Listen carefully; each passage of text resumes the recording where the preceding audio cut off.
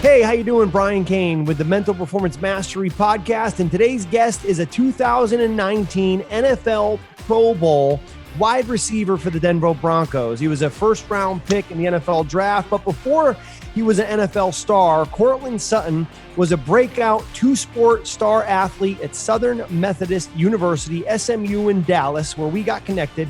And while he was there, he caught more than 30 touchdowns and racked up more than 3,200 receiving yards. He's an electrifying player who led all wide receivers in the NFL in broken tackles after receptions, one of my favorite stats. And as good as he is on the field, he's even better off. Very excited to bring to you Courtland Sutton. Courtland, thanks for joining us on the podcast. Oh, man, I appreciate you having me on. I wish I would have had, a list of all your accolades and run them joints down for everybody. That was a good introduction. I appreciate that. Yeah, man. Well, I'm excited to have you. Let's kind of get back to, let's if we can, let's, for our listeners, go all the way back to the beginning for you. You were a two-sport star, basketball and football at SMU, but let's go back to, where did your love of football kind of get started for you? Man, honestly, I think my love for the game happened at recess. I think as pure as that is, I think it happened at recess. It was one of those things that I could not wait to get outside, to be with my boys, to go out there and play, because I feel like that's where it's so pure. Everybody out there just playing, having fun. You make up the plays on the football, you draw them up in the dirt and everything. You just go out there and you just play. And I think that's where my initial love for the game started. It's awesome. And since being drafted in the first round by the Denver Broncos in 2018, you've developed two? Second round, 40th pick. Wait a minute. Every one of those teams made one mistake in the first round by not picking you, and you're going to make them pay. Oh, yeah. Just remember that. Just remember making them pay. Every time you go to the Pro Bowl, every team ought to be looking, going, man, we passed on this guy? They didn't do their homework, man. Store that. It's all up here. Yeah, store that in the memory bank. But, since being drafted in 2018, right, you developed a reputation in the league for being an exciting player, a fierce competitor. Where did this fierce competitiveness come from you? Because off the field, you're like the nicest guy, one of the nicest guys you ever meet, man. I mean, you'll do anything for a teammate. On the field, competitor, man. Where's that fierce drive come from? I've played with a lot of really good players that have shown me that side of being a competitor. And then I've also had some really good coaches. And also, I mean, it's people would try to say that it's cliche, but, listen, like I took every meeting we had, you and I, whether it was a team meeting, whether it was a sit-down meeting, and I, incorporated into who I became. So being able to have that split, I can be Courtland Sutton, the nice guy, the guy that will hold the door for you, the guy that will take his shirt off his back and give it to you off the field. But when I step in between those lines, I become Courtland Sutton, the person that's going to try to do everything I possibly can to be great while I'm on that field. No matter what I have to do, there has to be a switch. Like you would say, there has to be some type of switch that you can be this guy, this citizen. Everyone's like, that guy is a nice guy. And then on the field, you talk to a guy that plays and he's like, that guy is an asshole. Because I feel like you have to have that switch. If you can't have that switch, there's a imbalance. You either become a too aggressive person off the field and you can't control that part of your life, or you can't flip the switch and then you can't go out and have that tenacity, that mentality of I'm going to dominate you this whole game. If you don't have that switch, you can't naturally flick that switch in your head when the game starts. But it started, being able to take in the knowledge, the information that people were giving me and applying it to my game, because God, I've been blessed. God has blessed me athletically to be able to be who I am. But as you know, because it's what you do and what you have taught so many athletes, the game happens up here before it happens anywhere else. If you can see it before it happens, you're ahead of the game. You're ahead of the curve. Yeah, and I think it's, that ability to flip the switch, right, between what we would call Boy Scout, nice guy off the field, bounty hunter, asshole and attacker on the field. There it is. And being able to separate, right, between who you are and what you do. because who Exactly. you are and what you do are different. And you have to identify, like, what's the mindset, what's the attitude, what's the skill, what's the aggression level, what's the persona that you have to take to who you are to succeed, but then also to succeed in what you do. And what you do right now is you play football at the highest level in the world, and you're succeeding at the highest level in the world as an all-pro in the NFL. Now, Courtland, I want to talk about a specific stat that I think says a lot about you as a person and a lot about you as a player. Last year, you led all wide receivers, every wide receiver in the NFL, in broken tackles after receptions. It's a stat that not a lot of people look at, but I look at it because I think it talks about drive. I think it talks about toughness. I think it talks about resiliency. Where does this never give up attitude come from, man, that you're gonna go get more after the catch?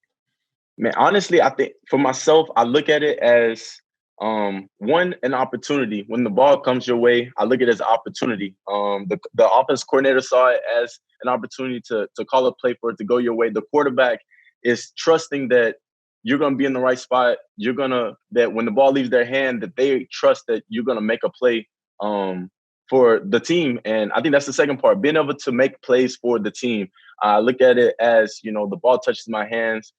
God, like the team is looking at myself at like, go make a play. Let's go make a play. But it's also, I think it embodies, to the rest of the team, everyone, the rest of the receivers, the running backs, tight ends, whoever, they see that and they're like, all right, let me get that one more. Let me try to break that one more tackle, because it shows on the film how, you break a tackle and boom, you got 10 extra yards. And anybody that plays the game knows how hard it is to get 10 yards. I mean, they think it seems so simple, but if you can catch the ball and get an extra 10, you might put your team in field goal range, or, that's put your team in the high red. You never know, anything can happen, or you can break a tackle and next thing you know, you're in the clear and you're running off trying to go score a touchdown. So, I look at it every time the ball comes my way, every time the ball touches my hand, I have an opportunity to go and do something with it. Go and make a play. Go do something that could change the game for everybody, for the whole team. The whole team's looking at us where they call us playmakers for a reason. They look at us to go out and make plays. And, I really do feel like it's an opportunity every time the ball comes my way to be able to go and do something special to ultimately help the team get into a position to succeed ultimately. As a high profile and prolific receiver, obviously, you're a playmaker. I think when we started to work together at SMU, you were also a program changer, and not just from the athletic ability. I mean, that stands alone, but I think from the attitude, from the character, from the work ethic, to how much you cared about the guys in the locker room, to how you were able to help Coach Chad Morris, when he took over the program. And I had the opportunity to work with you guys, how you were able to help take his message around culture and around leadership and bring that into the locker room and inject that into other guys, and get them to perform that way. How important is it to you, Courtland, to be a leader in the locker room, whether it was at SMU or even now with Denver? Honestly, I look at, that part of being a leader, and I take it beyond beyond just football. I try to incorporate it into just my life in general. And I look at it as, we all have a platform. We all have a voice. Some people have, some people use their voice in different ways. And one thing that I had to learn when I was at SMU was I wasn't a super like vocal, rah, get on someone in front of everyone type of guy. I had to learn how I was going to lead. And my sophomore year, maybe, I got approached by our leadership council at SMU and our strength coach, and they asked me if I wanted to be a part of the leadership council. And I had told them initially, I said no. I feel like for myself and for the team, I want to learn how to be a better leader, so that when I do get into that role, I'm able to be the best leader I can be for the team. And doing that, I was able to sit back and watch guys like Matt Davis, Jeremiah Gaines, Jackson Mitchell. I got to watch guys, Darian Malines, dudes who were leaders of the team, dudes who guys on the team respected a lot. I was able to watch them, and I was able to, figure out, what were their leadership styles? What were the things that they did that, guys respected and guys, kind of gravitated to, what were some things that leadership wise that were kind of, they butted heads with guys about. I was able to take all these pros and cons and then incorporate into the type of person I was, and to ultimately become the best leader I could be in that time for the team. And I continue to do that. I continue to take advice and watch guys who are respected in their position of, of where of their platform, how they use their platform, how they speak, how they who follows them. That's a big thing. What type of crowd follows them?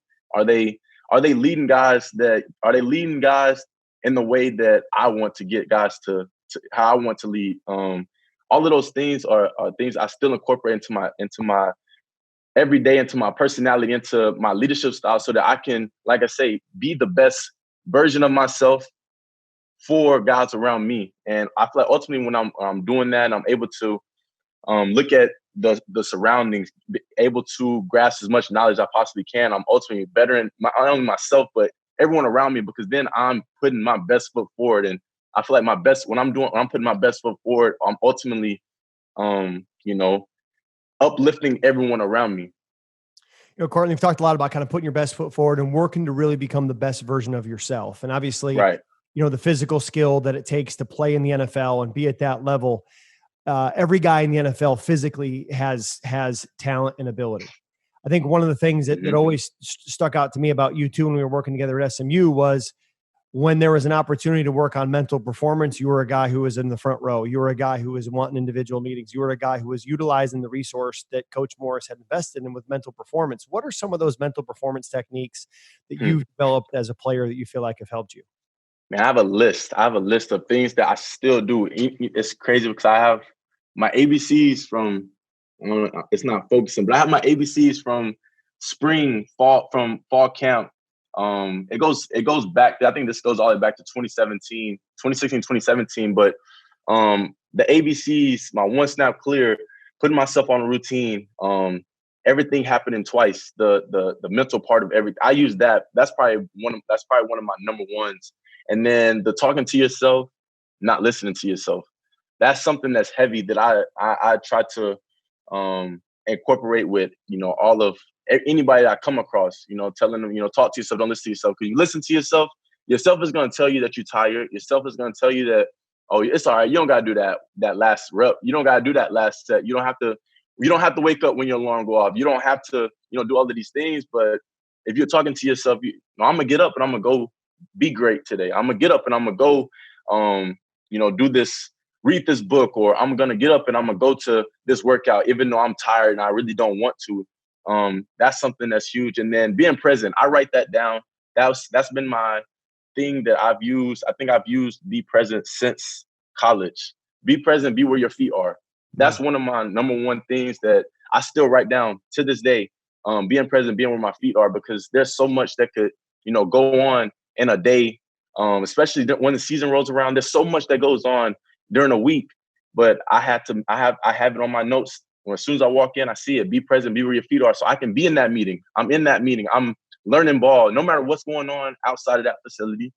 In that moment, I'm sitting there and I'm gonna learn what I need to learn in that meeting. When I go to the team meeting, same thing. When I'm at practice, same thing. But when I leave, then I can worry about what's all going on around the facility. But when I'm in there, I'm where my feet are. I'm being present of mind so that I can know that I'm putting myself mentally and physically in the spot that I need to be in so that I can maximize whatever I'm doing in that moment. But those are some of the ones that I use. I mean, the act big, breathe big, commit big. The ABCs, I mean, that's something that, like, I tell, some guys when we run in doing conditioning, tired, breathe big, act big. Even when you don't feel it and you act big, you line up when I'm in, it's third, fourth quarter and I have to, I'm tired. It's 2-minute drive. I'm telling myself, even if without even having to think about it, I'm telling myself, act big, act big, act big, because this DB tired. The altitude is kicking his butt. He already told me altitude kicking his butt. So I'm going to let him think that, dang, how's it not affecting him? How is he not tired? But deep down, I can be tired, but you wouldn't know that. I can't show you that. I won't show you that, because now when I line up, you tired. You didn't already show me you fatigued. but like, you don't know what's going on in my mental. I'm about to give you you about to get worked because I notice you're tired. You're not acting big. I got you already. You didn't already lost that battle right there. The everything happening twice, the mental, the seeing everything twice. I use that in so many different, even when I'm training, when I'm working on releases, I imagine a DB in front of me. Okay, he's playing cover 2. Okay, he's playing off man. How would I run this route? How would I do this? During the week, I'm able to break down, guys' film because guys' technique speak for themselves. What they put on film is who they are. It's for the most part, unless they might try 1 or 2 different things, but for the most part, what they put on film is who they are. So I watch the film. I know exactly what they're gonna do. I know when they're gonna put their hand out. I know what step they're gonna back up with. I know at what yardage they're gonna try to put their hands on me. All of these things, so that when I get in the game, it's easy. I've already seen it. I put myself there when I watch the film. I put myself in the position of this guy they're going against. Okay, I have this route. Boom. Okay, I have this route. This guy has this route. This is how he played the technique for this person. So when I get in the game, he does the exact same technique. I already know this. Boom. I'm about to win because I know exactly what you're going to do because I already seen it here. It's easy. But yeah, that's just a little list. That's a small little, small little list of things that I use. Small list called a master's degree in sports psychology, man. That's incredible. Let's go back to the ABCs, right? Mm-hmm. And how do you use ABCs and how is it beneficial?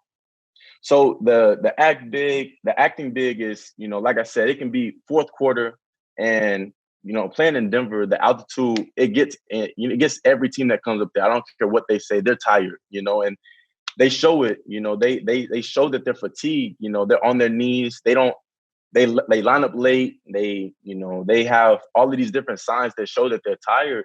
But when I line up, when I'm in the huddle, I'm sitting there telling myself, even though we're fatigued, it could be the 2-minute drill. It could be the 16th play of the drive. I'm telling myself, hey, I have to act and show body language that I'm not tired because this is mentally it's hurting this DB. Every time I jog out the huddle, I get to my spot, I line up and I'm ready to go. He's like, dang, I got to deal with this guy again. And I want them to think about that. I want them to like every play think about like, dang, but he keep jogging out the huddle. He keep lining up. He keep whooping my butt run play. Oh, he's still blocking me, and I'm all the way on the backside. It's a pass play. When I'm getting the ball, you get in my full route. You're gonna get work so that when the fourth quarter does roll around, if I need to make a big play, this person's already tired because they're acting tired. They're showing me that they're tired. I'm gonna go and make a play for the team. Breathing big. Just being able to sit back and take a break. I mean, take a breath. Like the one snap and clear, like something happened, boom. All right. Yeah, talk about the one snap and clear. Talk about that. Yeah.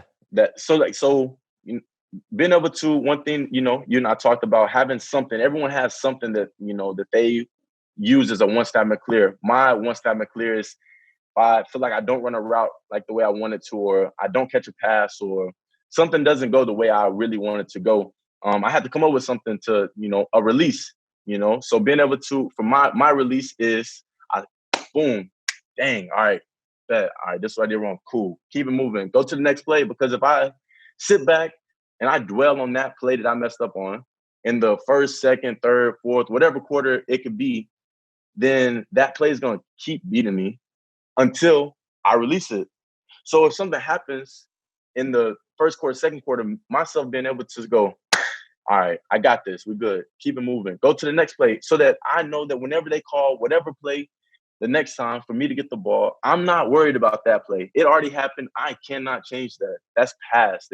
It's beyond me at that point. Only thing I can do is go back to the film the next day and correct it off of that. But if I sit here and dwell on this, it's gonna hurt me. And I try to pass that on to my boys on the sideline. If something happens with one of my receivers, I'll be like, hey, snap and clear that. You good. Snap and clear. We good. Let's go to the next play. Keep it moving. Let's go to the next play. Because you know that if they dwell on it, I dwell on it. If any of us dwell on it, it's ultimately gonna hurt us as a team because they're thinking about it. Next thing you know, they got another play that comes to them. And because they've been thinking about it this whole time, they mess up on that one. And then they're sitting there thinking, and then you think about it, you're sitting there, you losing that psychological battle. You losing that mind, that battle between yourself because you're not talking to yourself, you're listening to yourself. Yourself is sitting there telling you, oh, you drop that. All of these thoughts start running through your mind. Are they going to take me out? Are they not going to throw the ball to me again? All of these things. And then next little do you know, another ball comes your way and you didn't already missed it because you thinking about in the past. So yeah. For myself, I'm really like, I practice it even in practice. If a route doesn't go the way I want it to, if I don't catch a ball or I don't win how I want to win, I snap and clear, keep it moving, go to the next play and keep moving because I know that I can't change that. I think that's the biggest part is understanding that it's past. That's past. I can't go back and change that. No matter how bad I want to, can't go back and change it. What I can control is what's happening next. That next 20 feet, like you would say, what I can control is what's happening next. That next step is what I can control. So that's the big part that once I'm clear. It's the one play at a time mentality, right? We talked about exactly. kind of being that one play warrior that whether it goes really good or it's not going good, it's all about the next play. And it sounds, Courtland, like you have something very clear that you go to, the snap, the clap, and the clear, where you're able to then talk to yourself and get to that next play. Do you see at your level in the NFL that there are some players that maybe haven't had this training, don't have the understanding of one play at a time and how to get back to the next play like you do, where you see them kind of get stuck on when bad things happen, they kind of can't get over it and get to the next play? Do you still see that with your teammates? Oh, for sure. I'm grateful that Coach Morris saw this as something that we needed because there are things that I don't purposely think about that automatically happen to me because we had the training, we had the guidance to use it.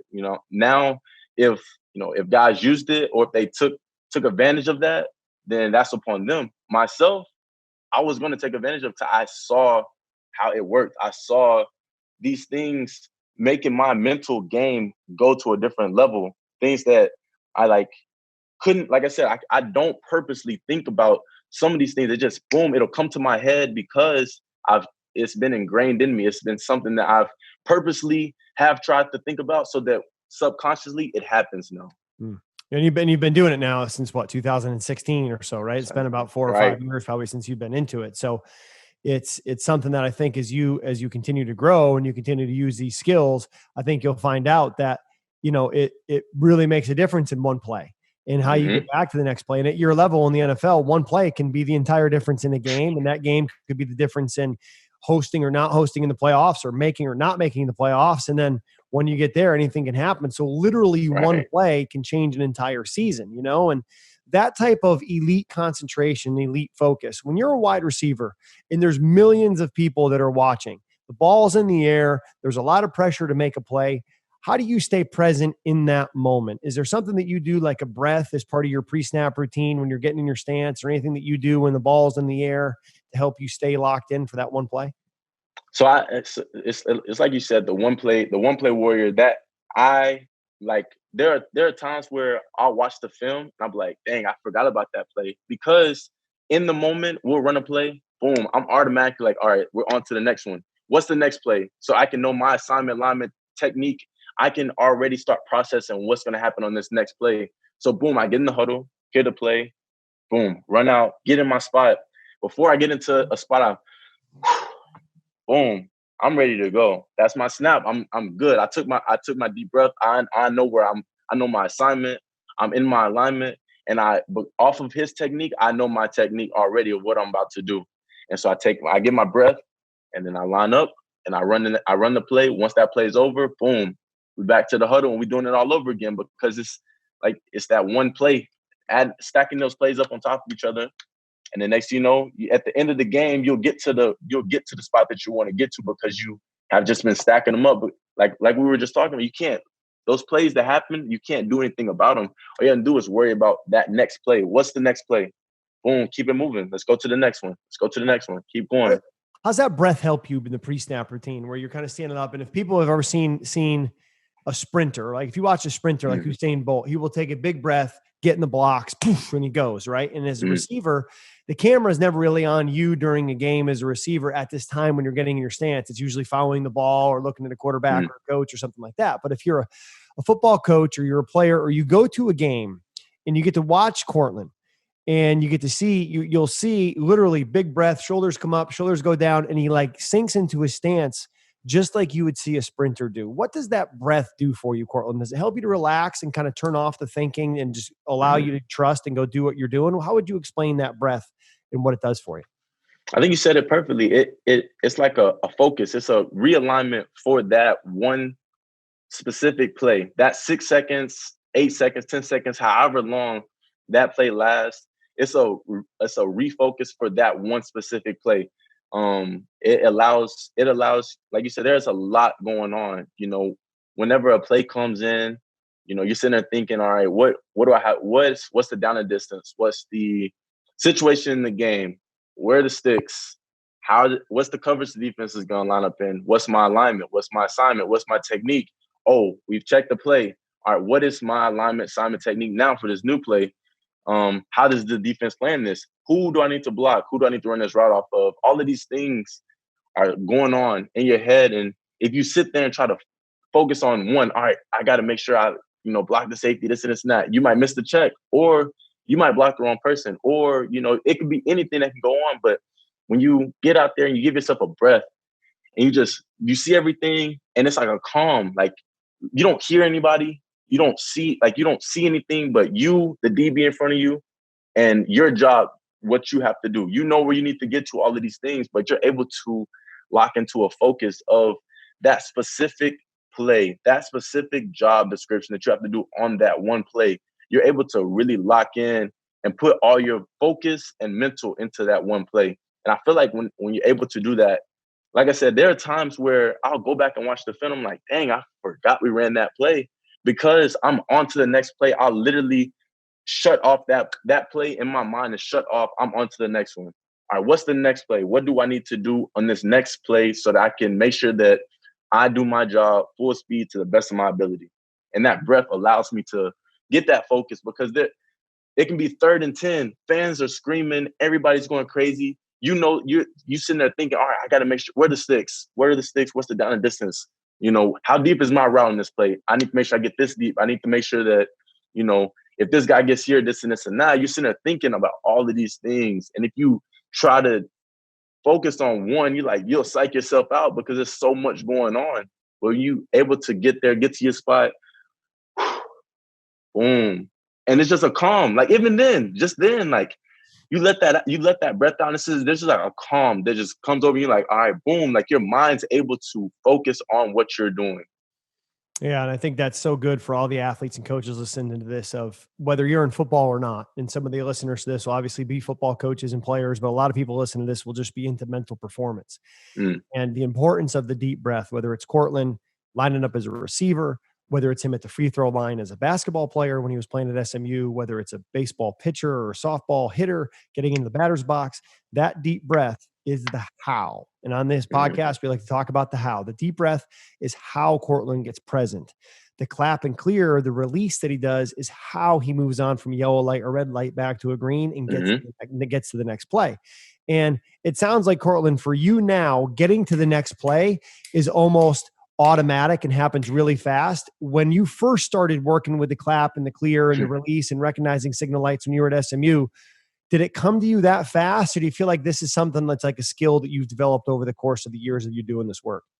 It's definitely something that took time. I will not lie, it definitely took time. There were times where something might not have went my way at SMU, and I would come to the sideline, I would be heated.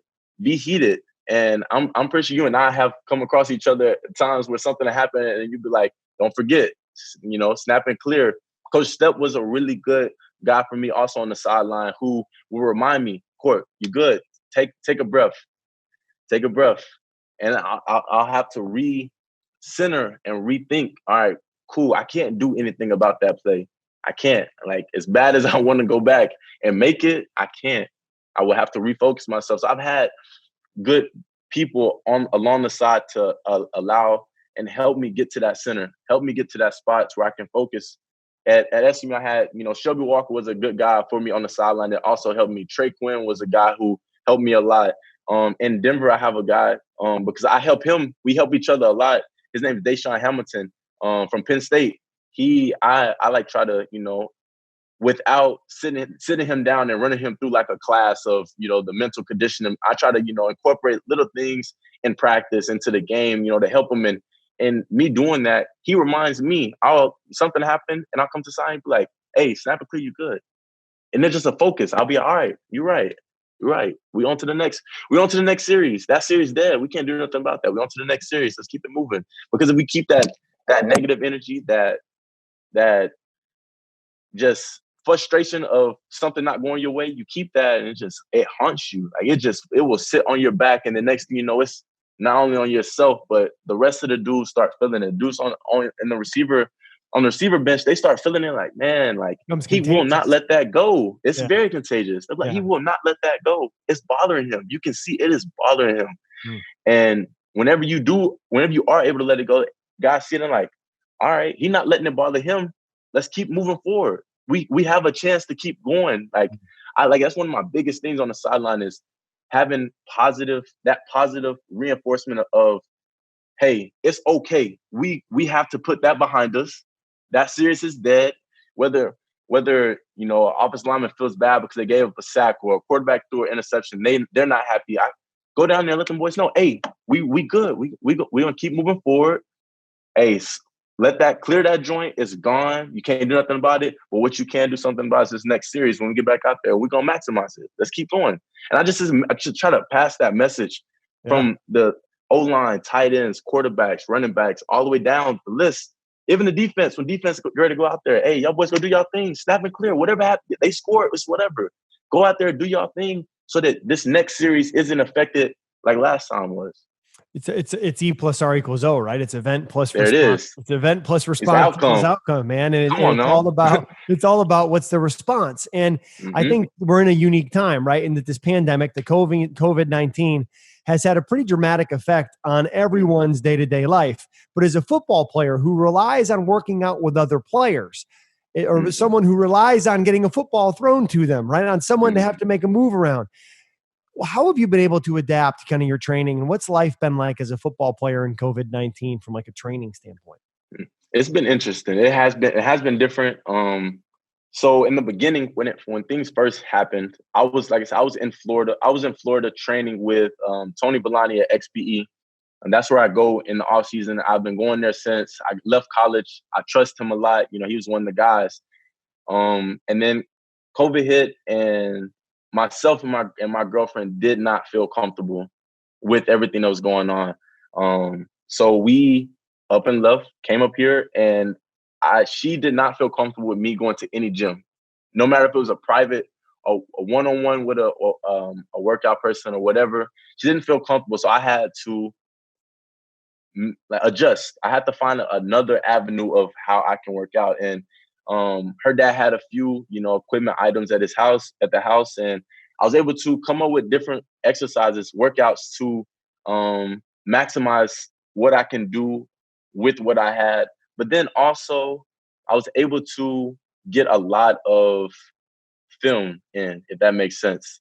Film on myself, watching and critiquing my own craft, and then also getting film on DBs that I'm going to go against this upcoming season, getting a head start on them boys. Because, like I said, the technique you put on film, no matter how, you can incorporate a couple of new things, this and that, but your base of who you are is going to show up in that film. I'm going to find little things, boom, here and there, that they might not even notice. And if they do notice, it doesn't matter. I just found it. I found that one thing here or there that I'm able to add into my game. And you would know better than anyone that the game, like we said, the game it goes far beyond the physical. We all have the physical attributes to be able to be elite at what we do because we're playing the NFL. I mean, we wouldn't be here if we didn't. But being able to add to that mental part of the game, being able to that film study, that's all I've been telling young guys. Hey, what's the biggest difference that you've noticed from college to NFL? I'm like, hey, watch as much film as you can.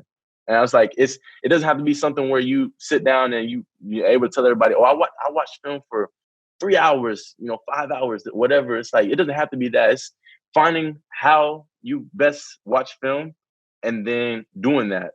And, everyone does it differently, like I said, but, film, that eye in the sky does not lie. And if you're able to get these head starts on guys before you get out to the field, it's almost like having a cheat key to a test before before shoots, before the teacher even give out the cheat key. You know, it's right there. It's just all about how you choose to use it. If you just sit there and watch film just so you can say you watch film, but you don't really grasp any knowledge from it, you know, anything, then you're just wasting your time.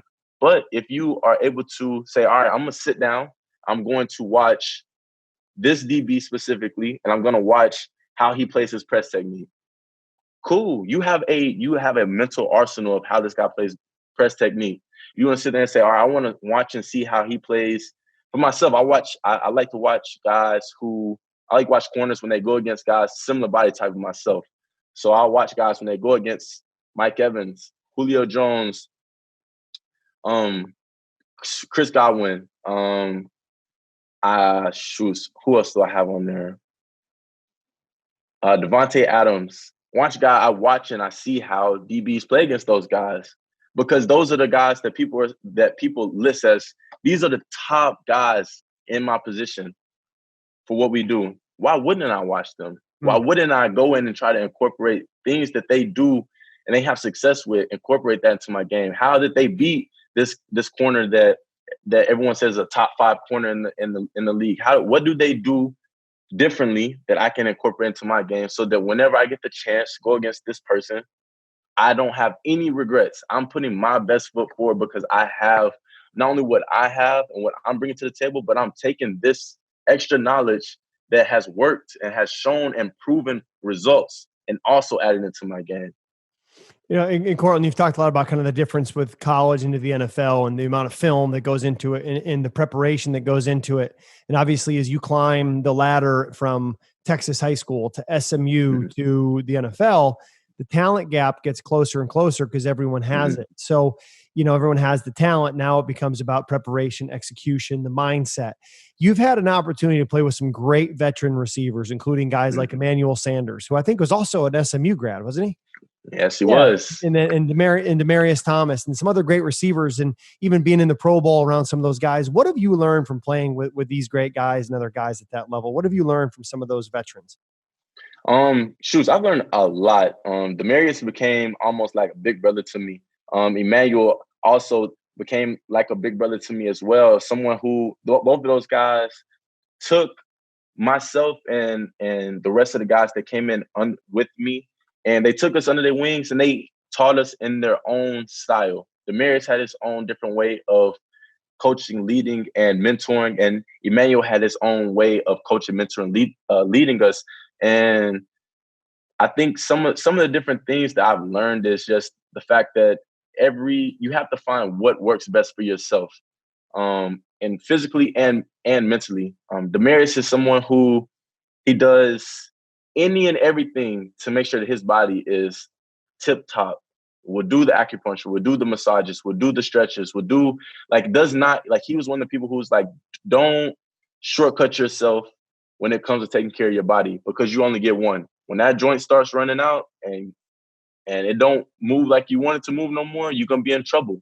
You have to take care of that. And he was one of the guys who was like, don't shortcut that in any aspect. Get the massages, get the stretches, get in the cold tub, hot tub, do all of these things so that your body can last as long as you possibly can. And then Emmanuel was one of those guys who he taught us to go to work every single day with your lunch bell, practice, game, lifting, whatever it was. He was going to go out there and work his butt off.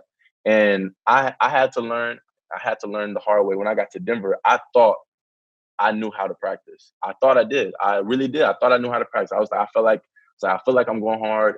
I feel like I'm doing these things. And Emmanuel was one of those guys who sat me down, like not even sat me down, like let it be known. It's like, hey, go harder. Like there's more there. Because I remember it was like a play where I had to run. I had an MOR, I had to run my guy off, and then there was a low cross pretty much coming across, and he was running it, and one time I jogged it, and he caught it, and he turned, and he saw that my dude was right there. So we get to the film, and he was like, yo, look, dude, in the game, you jogged that route. That corner come off. He hit me and hurts me. I can't feed my family. I cannot play the game no more because you were being lazy on your route. Like that's a problem. He was like, that is a problem. He was like, there will be a problem between us if that happened. So run your route like you're supposed to. And I had to learn that. I had to learn that the hard way. I didn't like in the moment. I didn't like where he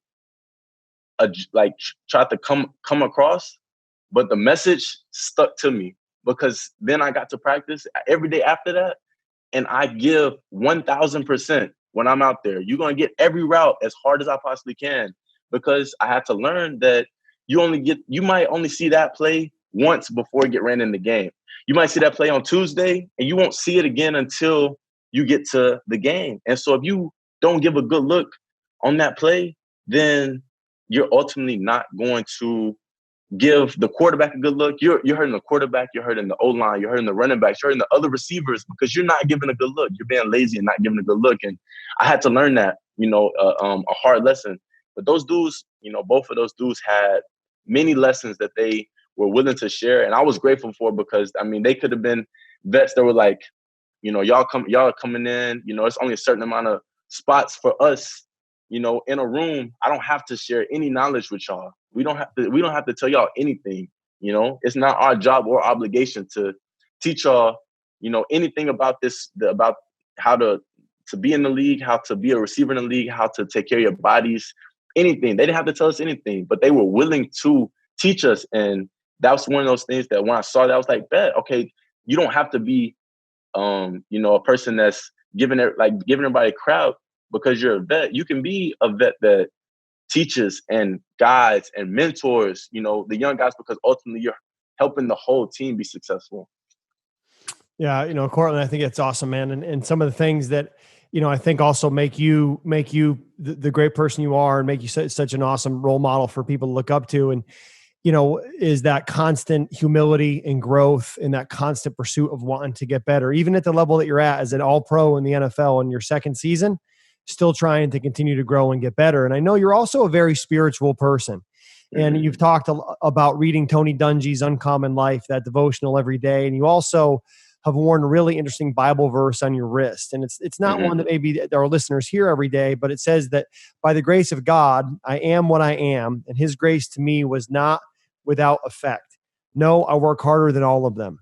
Yet not I, by the grace of God, that was with me. And I think it's 1 Corinthians 15:10.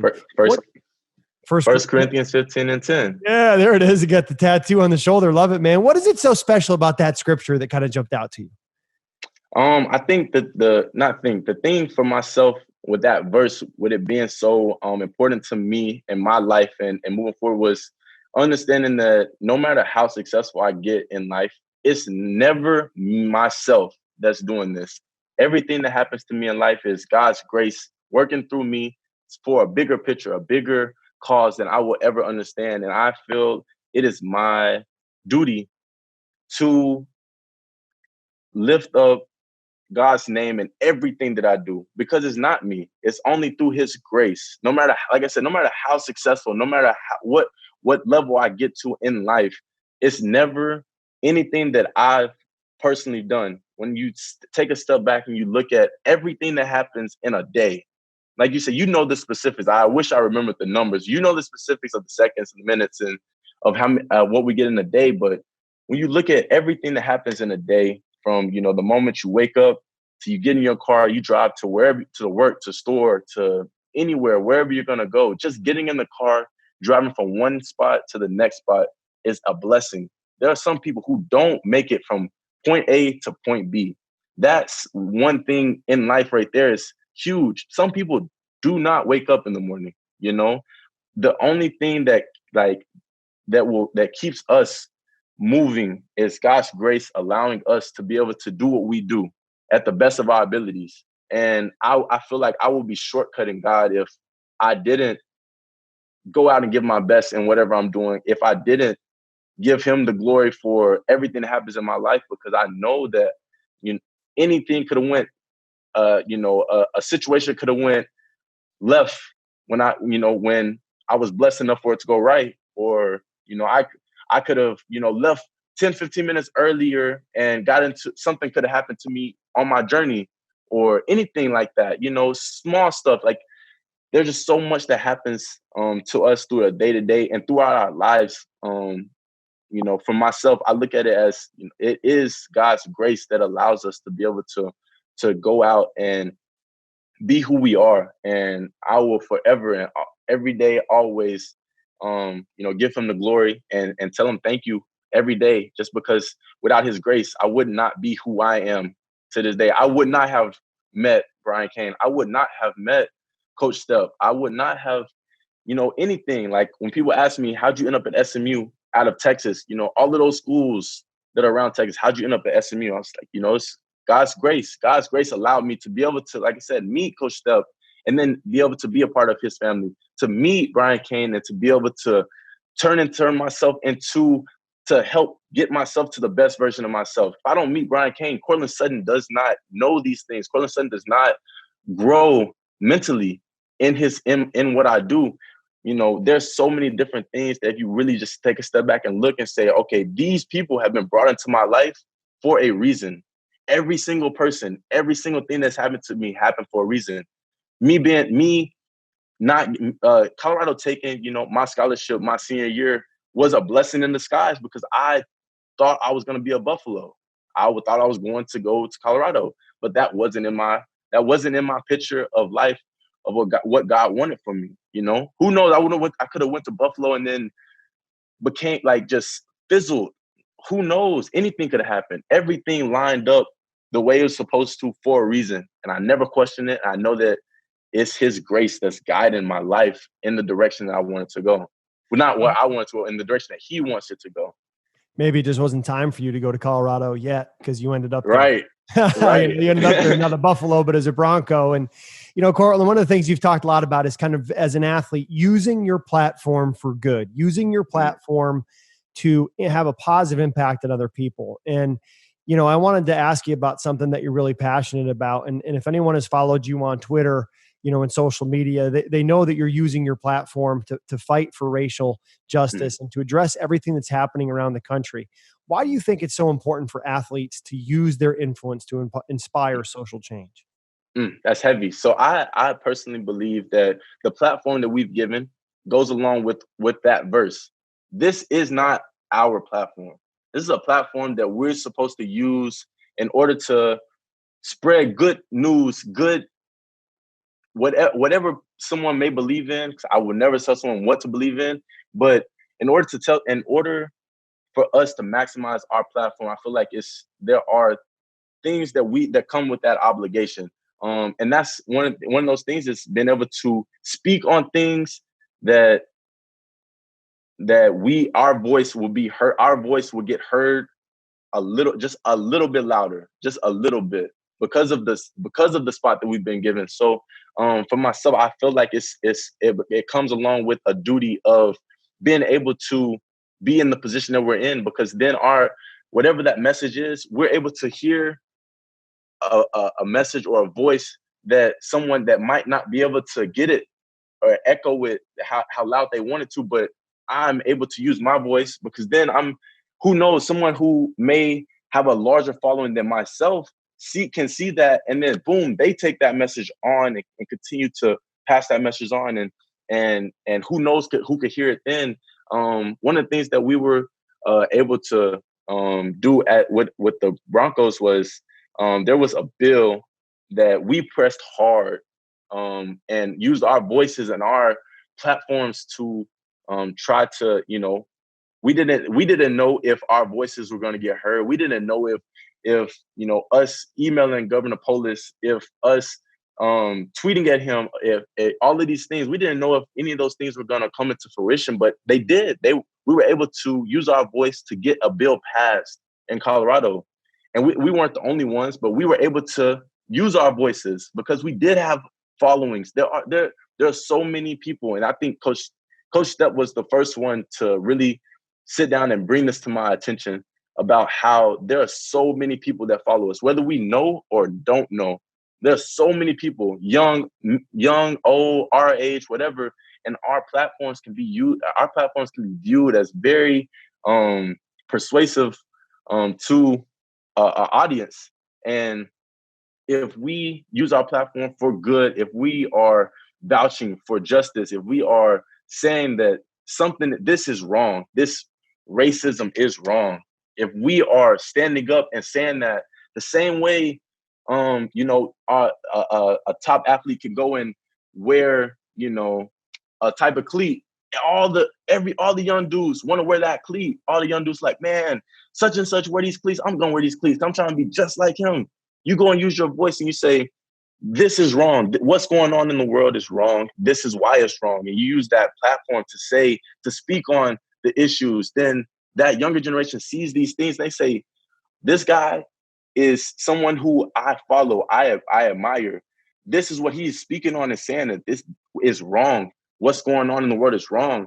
Okay, I believe in if he wears a certain type of cleats or a certain type of shoe, and I believe in that, then, they might see what we're speaking on as, okay, like if that's what the message is, I believe in that message because I believe in what this person, how this person carries themselves and what they believe in.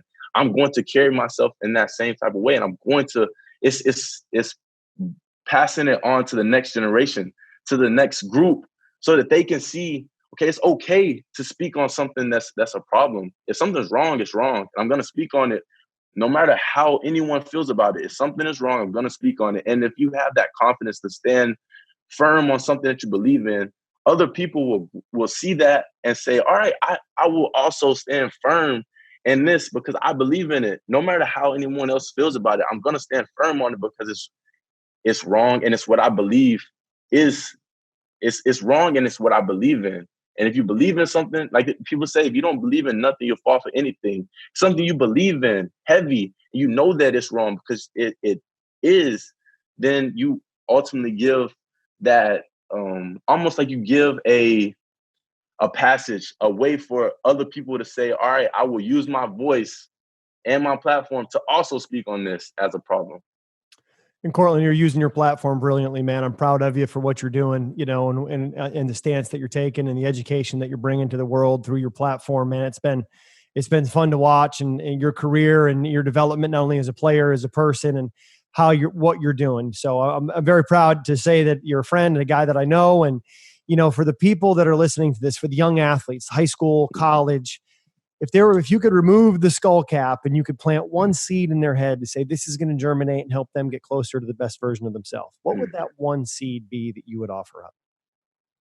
I think I would say love yourself and never, ever give up on yourself, because you can take care of you better than anyone else.